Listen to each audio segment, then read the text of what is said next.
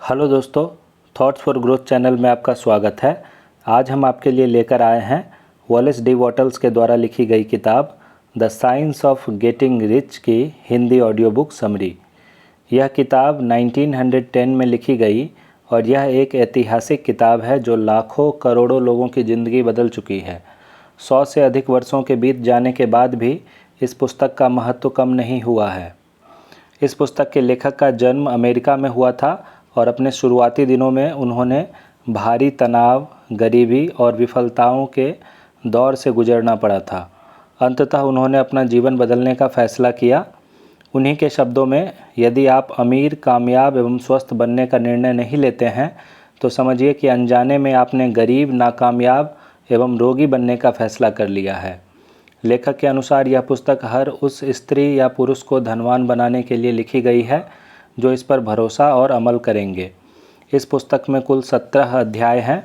तो चलिए पहला अध्याय शुरू करते हैं। अध्याय 1, the right to be rich, अमीर बनने का अधिकार। लेखक कहते हैं कि धन के बिना मनुष्य का पूर्ण एवं सफल जीवन जीना कठिन ही नहीं, असंभव है। लगातार विकास ही हमारे जीवन का एकमात्र उद्देश्य है एवं धन के बिना मनुष्य का मानसिक, शारीरिक एवं आत्मिक विकास असंभव है। अतः आज के इस अर्थ युग में धनी बनने के विज्ञान को जानना बेहद ज़रूरी है। कम में संतोष कर लेने से बड़ा पाप इस संसार में कुछ भी नहीं है। जब आप बड़ी सफलता पाने की योग्यता रखते हैं तो कम में संतोष क्यों किया जाए। धनी बनने की कामना हमारे जीवन के 3 अंग, तन, मन और आत्मा के विकास के लिए बेहद ज़रूरी है। शरीर के लिए रोटी, कपड़ा और मकान के साथ कठोर परिश्रम से मुक्ति, मन के लिए अच्छे साहित्य एवं अन्य मनोरंजन के साधन एवं आत्मा के लिए प्रेम अति आवश्यक है। और गरीबी में इन तीनों यानी तन, मन और आत्मा की संतुष्टि नहीं हो सकती है। इसीलिए धनी बनना हमारा कर्तव्य है। पहले तो आपके अंदर अमीर बनने की कामना होनी चाहिए, फिर ध्यानपूर्वक इसकी पूर्ति के लिए इस सहयोगी विज्ञान का अध्ययन करना चाहिए। अध्याय 2, there is a science of getting rich, अमीरी का एक विज्ञान है। लेखक का कहना है कि गणित एवं भौतिकी की तरह अमीरी का भी नियम है। कोई भी इन्हें सीखकर एवं पालन कर अमीर बन सकता है। एक निश्चित कार्य प्रणाली के साथ लगातार प्रयास करने से धन की प्राप्ति होती है। जो लोग जाने अनजाने में इस कार्य प्रणाली का पालन करते हैं वे अमीर बन जाते हैं, जबकि बाकी लोग कठिन परिश्रम करने के बाद भी गरीब रह जाते हैं। अमीर बनना किसी विशेष वातावरण या पेशे का परिणाम नहीं होता है। यहाँ तक कि अमीरी का संबंध बुद्धिमानी, विशेष योग्यता और प्रतिभा से भी नहीं है। अक्सर दुनिया में बड़े बड़े प्रतिभावान व्यक्ति कम प्रतिभा वाले व्यक्ति के यहाँ नौकरी करते हैं। अमीरी कंजूसी से धन संग्रह करने का भी परिणाम नहीं है। अमीर बनने के लिए एक निर्धारित कार्यप्रणाली पर निरंतर प्रयास करना बहुत ज़रूरी है। दुनिया भर में अमीरों की संख्या कम और गरीबों की संख्या ज़्यादा को देखते हुए यह सवाल किया जा सकता है कि अमीर बनने का मार्ग कहीं कठिन तो नहीं है। यह बिल्कुल नहीं है, क्योंकि प्रकृति ने अमीर बनने के लिए आवश्यक गुण हम सभी में पहले से ही भर डाले हैं। तभी तो बुद्धिमान, प्रतिभावान, मूर्ख, स्वस्थ, अस्वस्थ, बलवान, कमज़ोर सभी प्रकार के लोग अमीर बन चुके हैं। यदि आपके शहर के एक आदमी अमीर बन सकते हैं तो आप भी अमीर बन सकते हैं। जिस काम में आपकी रुचि है, अगर आप उसी काम में हाथ डालेंगे तभी अपना सर्वश्रेष्ठ प्रदर्शन कर पाएंगे। यदि समान व्यापार में आपका पड़ोसी आपसे अधिक कामयाब है तो इसका सीधा सा अर्थ है कि आप दोनों के कार्य प्रणाली में अंतर है। यदि आप धनी बनना चाहते हैं तो आपको अपने पड़ोसी के कार्य प्रणाली को अपनाना होगा। अध्याय 3, इज अपॉर्चुनिटी मोनोपोलाइज्ड, क्या अवसर पर एकाधिकार है। धन पर किसी व्यक्ति विशेष का एकाधिकार नहीं है। प्रकृति किसी को भी अवसर का लाभ उठाने से नहीं रोकती है। राजा हो या रंक, अमीर हो या गरीब, नौकर हो या मालिक, प्रकृति सभी को समान रूप से आगे बढ़ने का अवसर देती है। नौकरों को उनके मालिकों द्वारा दबाकर या फिर बड़े व्यापार के माध्यम से कुचलकर गरीब नहीं बनाया जाता है, बल्कि उन लोगों की कार्य प्रणाली, सोच तथा नज़रिया अमीरी के विज्ञान के विरोधी होते हैं। आपूर्ति के अभाव में यहाँ किसी को निर्धन नहीं रखा गया है। प्रकृति के गर्भ में छिपी आपकी आवश्यकता से कहीं अधिक संपदा आपको आपूर्ति के लिए तैयार है। अध्याय 4, the first principle in the science of getting rich, अमीरी के विज्ञान का प्रथम नियम। लेखक कहते हैं कि अनाकार तत्व से भौतिक वस्तुओं का निर्माण विचार का ही कार्य है। हम विचारों के संसार में जीते हैं जो विचार तत्व का एक अंश मात्र है। जो भी विचार आपके मस्तिष्क में जन्म लेता है, संसार में उसका अस्तित्व दृश्य अथवा अदृश्य रूप में कहीं न कहीं अवश्य होता है, जिसे अमीरी के विज्ञान का पालन करके आसानी से पाया जा सकता है। हमारा मस्तिष्क विचारों का केंद्र है, जहाँ विचारों का जन्म होता है। हम जो कुछ भी बनाते हैं उसका निर्माण सर्वप्रथम मस्तिष्क में ही होता है। बिना सोच विचार के किसी प्रकार का निर्माण संभव नहीं है। शारीरिक श्रम के बिना नव निर्माण के विषय में सोचने के लिए निम्न मौलिक तथ्यों पर विश्वास करना अत्यंत आवश्यक है। पहला, सभी चीज़ों का निर्माण विचार तत्व से हुआ है। यही वह मूल पदार्थ है जो दृश्य अदृश्य रूप में भिन्न भिन्न आकार प्रकार में सब जगह मौजूद है। दूसरा, इस तत्व के अंदर जन्मे विचार के अनुरूप ही वस्तुओं का निर्माण किया जाता है। तीसरा, मानव मस्तिष्क मनचाहे विचारों को जन्म देकर अनाकार तत्व की सहायता से उन्हें साकार करने की क्षमता रखता है। अपने मनपसंद कार्यों को करने से आप वह सोचना आरंभ कर देते हैं जिसे सोचना आपको अच्छा लगता है। यही अमीरी का पहला नियम है। हम वह सभी कुछ सोच सकते हैं जो हम सोचना चाहते हैं। मनुष्य के लिए ईश्वर का यह सबसे बड़ा वरदान है। आप जिसे पाना चाहते हैं केवल उसके बारे में सोचिए या देखिए। जिसे आप नहीं चाहते हैं उसके बारे में मत सोचिए। ऐसी धर्म सभाओं में जाने से बचें जहां अधिकतर यह सिखाया जाता है कि धन दौलत सभी बुराइयों एवं विपत्तियों की जड़ है। लक्ष्य के विपरीत दिशा में ले जाने वाली पुस्तकों और पत्र पत्रिकाओं से दूर रहिए। अगर आप ऊपर कहे गए 3 तथ्यों पर पूर्ण विश्वास करेंगे और बिना तर्क वितर्क के इनका पालन करेंगे और इन्हें अपनी आदत में शामिल कर लेंगे तो आप ज़रूर अमीर बनेंगे। अध्याय 5, इंक्रीजिंग लाइफ, जीवन का विस्तार। लेखक कहते हैं कि विस्तार जीवन का लक्षण है। प्रत्येक जीवित पदार्थ अपने लिए निरंतर विस्तार खोजता है। जीवन के विकास हेतु विस्तार सदैव जारी रहेगा तथा रहना भी चाहिए। हमारा मस्तिष्क भी विस्तार पसंद करता है। प्रत्येक विचार एक नए विचार को जन्म देता है। प्रकृति से अधिक की कामना करना हमारा जन्मसिद्ध अधिकार है। आप अमीर बने, ईश्वर भी यही चाहते हैं। आपके माध्यम से सर्वश्रेष्ठ को प्रदर्शित करना उनका उद्देश्य है। प्रकृति की अभिलाषा है कि आप भी वह सब कुछ पाएं जो आप पाना चाहते हैं। कुदरती तौर पर आप सभी कुछ पा सकते हैं, सब कुछ आपका ही है। सर्वप्रथम आप इस सच्चाई को स्वीकार करिए। आपका उद्देश्य मात्र स्वार्थ से प्रेरित न होकर बहुजन हिताय बहुजन सुखाय के भाव से प्रेरित होना चाहिए। आपका लक्ष्य भौतिक, मानसिक तथा आध्यात्मिक स्तर पर संतुलन बनाए रखते हुए जीवन निर्वाह का होना चाहिए। जीने का यही तरीका सही है। याद रखिए, अत्यधिक स्वार्थ तथा समर्पण भाव दोनों ही सफलता के मार्ग की प्रमुख बाधाएं हैं। ईश्वर आपका बलिदान चाहता है, ऐसे दकिया सुनी बातों पर भरोसा न करें। ईश्वर आपसे आपका सर्वश्रेष्ठ प्रदर्शन चाहता है, जिसके माध्यम से आप सही मायने में अन्य लोगों को भी मदद कर सकते हैं।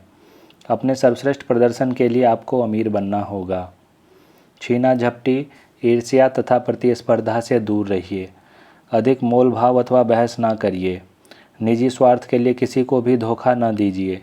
योग्यता से कम मूल्य में ना तो किसी के लिए काम करिए, ना ही किसी से काम लीजिए। किसी अन्य की संपत्ति को लालच की नज़रों से मत देखिए। जहाँ तक संभव हो लाचार प्रवृत्ति से दूर रहिए। ईश्वर ने किसी व्यक्ति विशेष को अधिक योग्यता दी है, ऐसा नहीं है। हम सभी में समान क्षमता है। आपको निर्माता बनना चाहिए, न कि प्रतियोगी। फिर आपको वह सब कुछ मिलेगा जो आप पाना चाहते हैं तथा प्राप्त करने के इस क्रम में आपसे जुड़े लोगों को भी इसका लाभ दिया जाएगा। आपकी अमीरी के लिए आवश्यक संपत्ति पैदा करने के लिए समस्त शक्तियाँ तैयार है, परंतु सवाल यह है कि क्या आप तैयार हैं? प्रत्यक्ष के मुकाबले परोक्ष पर अधिक ध्यान दें, क्योंकि भले ही कोई आपके प्रत्यक्ष को कब्जा कर ले, वह आपके हिस्से का परोक्ष नहीं हथिया सकता है। अध्याय 6, how riches come to you, Lakshmi आपके द्वार कैसे आएगी। लेखक कहते हैं कि ग्राहक को उसके द्वारा दी गई कीमत से अधिक मूल्य की वस्तु नहीं दी जा सकती है। किंतु उसे उसके लिए अधिक उपयोगी एवं उच्च गुणवत्ता की वस्तु दी जा सकती है। प्रतिस्पर्धा छोड़कर जब आप निर्माण पर अपना ध्यान केंद्रित करते हैं तो लोगों की मदद करना आपके लिए अधिक सरल हो जाता है। जब आप किसी अन्य से मुकाबला करना छोड़ स्वयं के साथ मुकाबला करना आरंभ कर देते हैं, यह तरीका सबसे अधिक सरल है। दृढ़ इच्छा शक्ति के माध्यम से कुछ भी प्राप्त किया जा सकता है, बशर्ते कि आपकी कामना के पीछे अन्य लोगों का लाभ छुपा हुआ हो। अधिक की कामना करने में घबराने, शर्म अथवा संकोच करने की आवश्यकता नहीं है। ईसा मसीहा के अनुसार मांगो और तुम्हें दिया जाएगा, खटखटाओ और द्वार तुम्हारे लिए खोल दिया जाएगा, ढूंढो और मार्ग तुम्हें दिखा दिया जाएगा। परमपिता की भी यही इच्छा है। जीवन में प्रचुरता के लिए हमें जो कुछ भी चाहिए उसे हम तक पहुंचाने का कार्य मूल तत्व कर ही रहा है तथा हमेशा करता रहेगा। पैगंबर पौल के अनुसार वह ईश्वर ही है जो आपके माध्यम से सपना देखता है तथा उसे साकार भी करता है।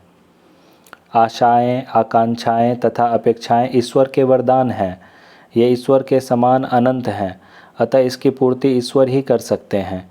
फिर अधिक की अपेक्षा करने में कैसा संकोच। अधिकतर लोग गलत धारणाओं के शिकार हैं। उनका मानना होता है कि दरिद्रता, बलिदान एवं समझौते का जीवन जीने से भगवान को प्रसन्न किया जा सकता है। गरीबों को वे ईश्वर रचित भाग्य का खेल मानते हैं। अधिक की कामना को लालच एवं संतोष को अपने जीवन का आधार मानते हैं। अध्याय 7 ग्रैटिट्यूड, कृतज्ञता। लेखक कहते हैं कि मस्तिष्क को एक निर्धारित लक्ष्य के लिए नियंत्रित एवं संतुलित करने की प्रक्रिया को आपके कृतज्ञतापूर्ण दृष्टिकोण के माध्यम से सरल एवं संभव बनाया जा सकता है। सर्वप्रथम आपको यह विश्वास करना होगा कि सभी प्रकार की गतिविधियों का शुभारंभ बुद्धिमान तत्व से ही होता है। दूसरा, आपकी समस्त इच्छाओं की पूर्ति के लिए एकमात्र यही तत्व मूल स्रोत है तथा तीसरा, इससे तालमेल बैठाने का एकमात्र तरीका है कृतज्ञता, ग्रैटिट्यूड। दरिद्र यानी गरीब लोगों के पास कृतज्ञता का अभाव होता है। वे कहते नहीं थकते कि भगवान ने उनके भाग्य में गरीबी लिखकर उनके साथ बहुत बड़ा अन्याय किया है। ऐसा कहकर वे परमेश्वर द्वारा उनके लिए तैयार किए गए विशेष कार्यक्रम में निरंतर बाधा डालते रहते हैं। आज जितनी भी चीज़ें आप तक पहुंच रही हैं, वे सभी एक पूर्व निर्धारित मार्ग से होते हुए आपकी ओर यात्रा कर रही है। आपकी कृतज्ञता इस यात्रा की गति को बढ़ाने के साथ आपके लिए महत्वपूर्ण चीज़ों को आप तक पहुंचने का और अधिक रास्ता खोल देता है। कृतज्ञता आपके मस्तिष्क को सकारात्मक विचारों से भर देता है और नकारात्मक विचारों से बचाता है। कृतज्ञता में निरंतरता के अभाव के चलते अविश्वास की भावना पैदा होती है और जिस पल मन में अविश्वास पैदा हो जाता है उसी पल पतन होना शुरू हो जाता है। जब आप अपना ध्यान गरीबी, दरिद्रता, तुच्छता अथवा लाचारी पर केंद्रित करना आरंभ करते हैं तो आपका मस्तिष्क इनसे संबंधित भावनाएं तैयार करना तथा इन्हें प्रसारित करना आरंभ कर देता है। फलतः आप अपनी भावनाओं से मेल खाते लोगों को अपनी ओर आकर्षित करना आरंभ कर देते हैं। कृतज्ञ मस्तिष्क हमेशा सकारात्मक विचारों को जन्म देता है। यह लाभदायक परिणामों के लिए प्रोग्राम कर दिया जाता है, इसलिए इसे हमेशा लाभदायक परिणाम ही प्राप्त होते हैं। कृतज्ञता से विश्वास का भी जन्म होता है। अपने उद्देश्य की पूर्ति के लिए आपको हर अच्छी बुरी चीज़ के लिए आभार प्रदर्शित करने की आदत डालनी होगी। अनावश्यक या नकारात्मक विषय पर चर्चा करके व्यर्थ में अपना समय बर्बाद ना करें। आज हम जहाँ पर भी हैं वहाँ तक हमें पहुँचाने के लिए ईश्वर की एक विशेष योजना लंबे समय से कार्य कर रही है। इस योजना का खंडन करने के बजाय हमें यह मान लेना चाहिए कि ईश्वर अपनी जगह बिल्कुल सही है तथा वह हमारा भला ही चाहते हैं। अध्याय 8 thinking in the certain way, सोच एक निर्धारित दिशा में। लेखक कहते हैं, मनचाहे को प्राप्त करने के लिए पहले आपको अपने मस्तिष्क को इसके लिए प्रोग्राम करना होगा। तभी आपका मस्तिष्क इससे संबंधित तरंगों का प्रेषण करने में कामयाब हो पाएगा। अनेक लोग ऐसा नहीं कर पाते हैं क्योंकि वे पहले से ही परिणामों की अपेक्षा करते हैं। अपनी इच्छाओं को लेकर वे हमेशा दुविधा की स्थिति में रहते हैं। ऐसे में वे विचार तत्व तक अपनी बात पहुंचाने में असफल हो जाते हैं तथा जाने अनजाने में अपने सपने से हाथ धो बैठते हैं। जब आप अविश्वास एवं शंका के साथ अपने विचार पर कार्य करना आरंभ करते हैं तो अपनी विफलता को आप पहले ही सुनिश्चित कर चुके होते हैं। हमेशा बड़ा सोचें। आप अपने भविष्य को वर्तमान की भांति अनुभव करना आरंभ कर दें। अपने लक्ष्य पर नज़र जमाए रखें और फुर्सत के क्षणों में अपने विचार को निरंतर पोषण देते रहें।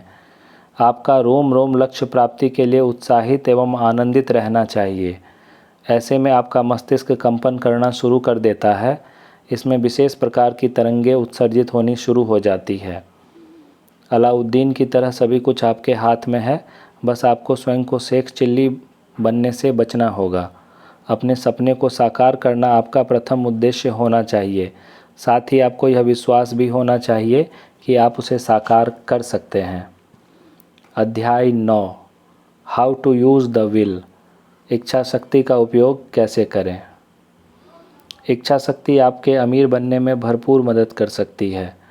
अपनी इच्छा शक्ति का उपयोग खुद के लिए ही करें, दूसरों के लिए नहीं, चाहे उसमें उसकी भलाई ही क्यों न हो। अपनी इच्छा शक्ति को सुनिश्चित दिशा में सोचने तथा मनवांछित फल प्राप्त करने के लिए इस्तेमाल करें। एक समय में अपने विचारों को 10 दिशाओं में फैलाने का प्रयास नहीं करें।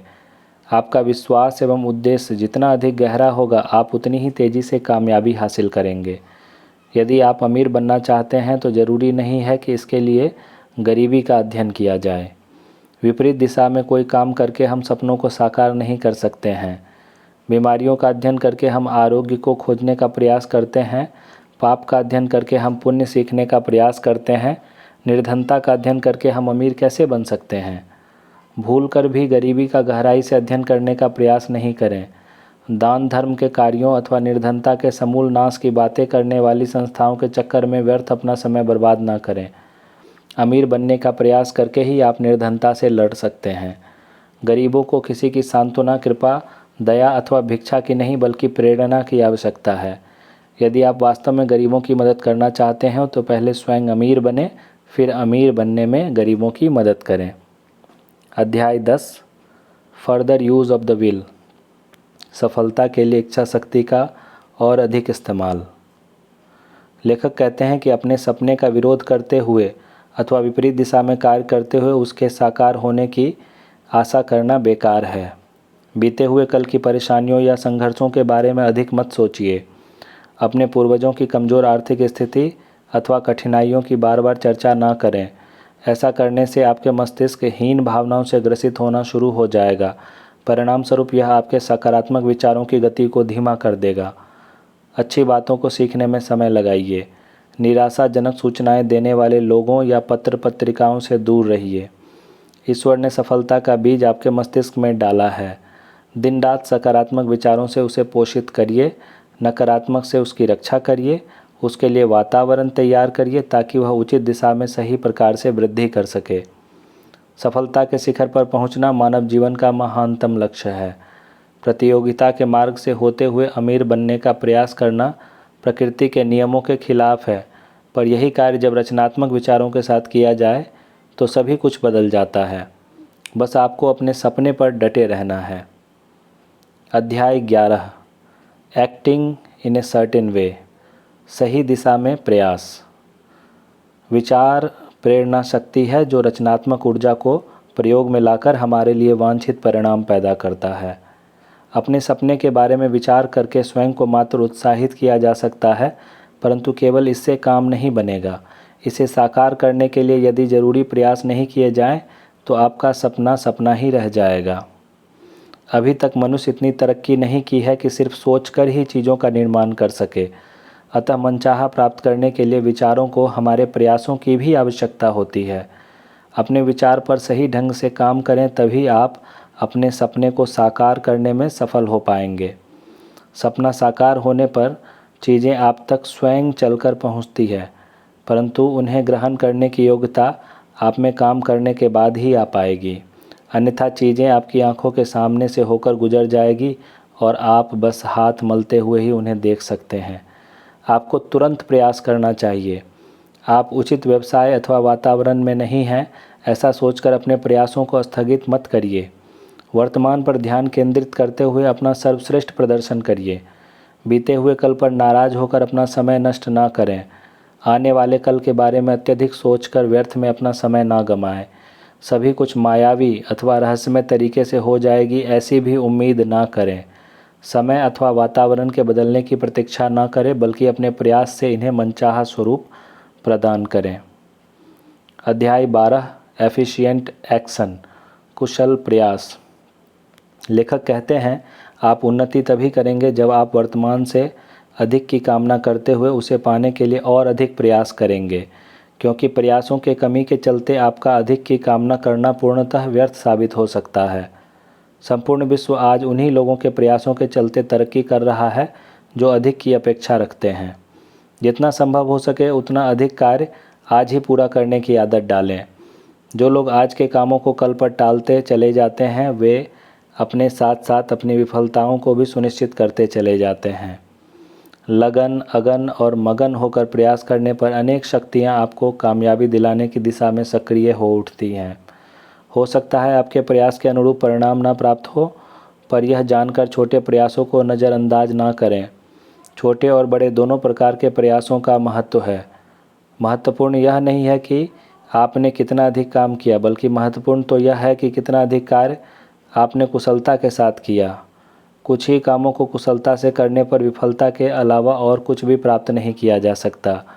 इसके विपरीत कुशलता से किए गए काम आपको सफलता दिलाते हैं। अतः पूरी जिंदगी कुशलतापूर्वक कार्य करके आप मनचाही सफलता प्राप्त कर सकते हैं। अधिकांश लोग मानसिक एवं शारीरिक शक्तियों के बीच सही तालमेल स्थापित करने में विफल हो जाते हैं। वे सोचते कुछ हैं तथा करते कुछ हैं। सही गलत आप जो कुछ भी सोचते और करते हैं उसमें बहुत शक्ति होती है और उसका ह्रास भी होता है। अतः क्यों न सही दिशा में प्रयास करके शक्ति का सदुपयोग किया जाए। परिणाम स्वरूप 100% सफलता आपकी मुट्ठी में होगी। एक बार आपको मिली सफलता आपके लिए सफलता के अनेकों द्वार खोल देती है। अध्याय 13 गेटिंग इनटू राइट बिजनेस, सही काम की तलाश। लेखक कहते हैं कि किसी भी काम को सफलतापूर्वक निपटाने के लिए आपकी लगन के साथ साथ उस काम को करने में आपकी दक्षता की विशेष आवश्यकता होती है। अक्सर बिना निपुणता के कार्य को पूरा कर पाना असंभव हो जाता है। आपकी निपुणता आपके संबंधित कार्य को सफलतापूर्वक समाप्त करने की योग्यता तो दिलाती ही है, परंतु यह जरूरी नहीं है कि इसके माध्यम से आप अमीर भी बन जाएंगे। दुनिया हजारों लाखों ऐसे लोगों से भरी पड़ी है जो अपने काम में पूरी तरह माहिर हैं, परंतु अमीर नहीं हैं। ऐसा नहीं है कि किसी कार्य को करने में दक्ष होना बुरी बात है, परंतु अपनी दक्षता का इस्तेमाल सही दिशा में करना अत्यंत महत्वपूर्ण है। आपका मस्तिष्क परमेश्वर की ओर से आपको दिया गया सर्वश्रेष्ठ औजार है, जिसके सही इस्तेमाल से आप उस व्यवसाय अथवा काम धंधे में जल्दी ही अमीर बन सकते हैं जिसे करना आपको अच्छा लगता है। उस व्यापार में आपकी कामयाबी लगभग सुनिश्चित हो जाती है जिसके विकास में आप अपना तन मन तथा समस्त योग्यताएं एवं क्षमता आरोपित कर देते हैं। आप किसी भी व्यापार में कामयाब हो सकते हैं, जरूरी नहीं है कि आप उसे करने में माहिर हों। आप उसमें अगर बिल्कुल भी नए हों तब भी उसमें सीखकर आप उसमें कामयाब बन सकते हैं, परंतु अपनी रुचि के व्यापार में जाकर कामयाब होना अपेक्षाकृत अधिक सरल होता है। मनपसंद कार्यों को करना ही जीवन का दूसरा नाम है। इच्छा शक्ति की परिचायक होती है। अपना प्रत्येक कार्य निपुणता के साथ पूरा करें। अनावश्यक विलंब एवं शीघ्रता दोनों ही आपके लिए घातक है। अध्याय 14 द इम्प्रेशन ऑफ इंक्रीज, प्रचुरता की अभिलाषा। लेखक कहते हैं, प्रकृति भी प्रचुरता पसंद करती है। ईश्वर का संदेश भी प्रचुरता के संबंध में है।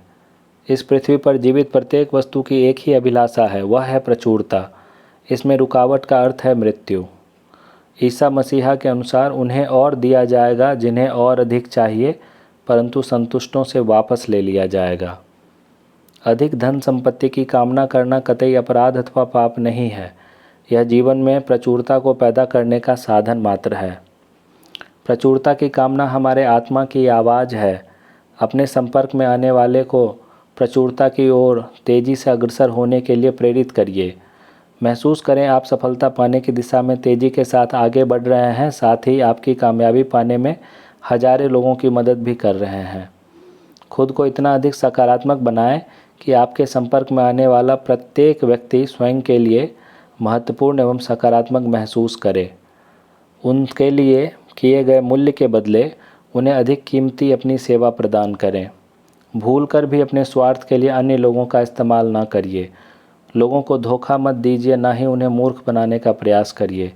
दूसरों को अपनी उंगली पर नचाने का प्रयास ना करें, ना ही किसी को अपने इशारों पर नचाएं। अपने भाग्य के विधाता खुद बने। होड़, प्रतियोगिता, जल्दबाजी अथवा प्रतिस्पर्धा से दूर रहिए। अध्याय 15 द एडवांसिंग मैन, प्रगति पुरुष। लेखक कहते हैं, आपका बॉस आपके काम से खुश होकर सफलता पाने में आपकी मदद करेगा, इस आशा से भूलकर भी अमीरी के सिद्धांत का इस्तेमाल अपनी नौकरी में ना करें। याद रखें, मेहनत और ईमानदारी के साथ काम करने वाला कर्मचारी अपने बॉस की सबसे बड़ी दौलत होती है। इसलिए उसे वही काम करना पड़ता है जहां पर उसका बॉस चाहता है, न कि वहां जहां वह चाहता है। अपनी सफलता को मन में ठान लें, फिर अपने फैसले को मजबूत करते हुए एक सुनिश्चित दिशा में निरंतर प्रयत्नशील रहें। अपने संपर्क में आने वाले सभी लोगों को सफलता पाने के लिए प्रोत्साहित करना आरंभ कर दें। ऐसा कोई औद्योगिक, राजनीतिक अथवा आर्थिक परिस्थिति नहीं है जो आपको आगे बढ़ने से रोक सके।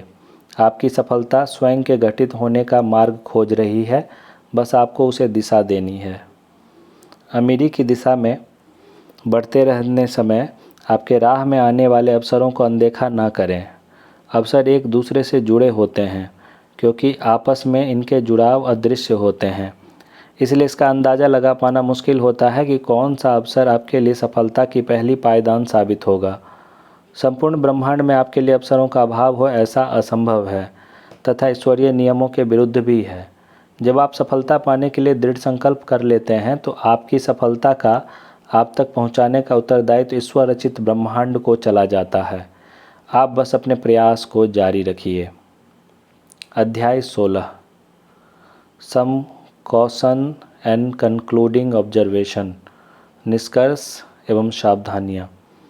लेखक कहते हैं कि आप चाहे किसी भी देश, जाति, स्थान अथवा समाज से संबंध रखते हों, अमीरी के लिए तैयार निर्धारित मार्ग पर चलकर आप किसी भी समय अमीर बन सकते हैं।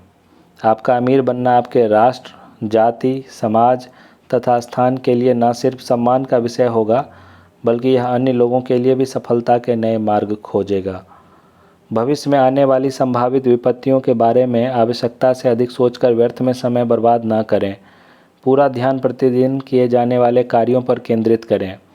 जब आप रोजाना के काम सफलतापूर्वक निपटाने में माहिर हो जाते हैं तो भविष्य में विपत्तियों की आने की संभावना अपने आप समाप्त हो जाती है। उचित अथवा अनुचित जो कुछ भी घटित हो रहा है उसे सृष्टि की निर्माण व्यवस्था में सहयोगी कार्य समझकर देखने का दृष्टिकोण स्वयं में विकसित करें तथा कभी निराश ना हो। सुनिश्चित दिशा में कार्य करते हुए मनचाहा प्राप्त न होने की दिशा में धैर्य बनाए रखिए। कुछ समय बाद आपकी मनचाही सफलता आपके सामने होगी। याद रखें, महान अवसर आँखों से नहीं दिमाग से पहचाने जाते हैं। तो दोस्तों, आपको ये बुक की समरी कैसा लगा? अगर आपको यह बुक अच्छा लगा हो तो इस वीडियो को लाइक कीजिए, शेयर कीजिए, सब्सक्राइब कीजिए। मिलते हैं अगले वीडियो में किसी और अच्छे बुक की समरी के साथ। तब तक के लिए आपका दिन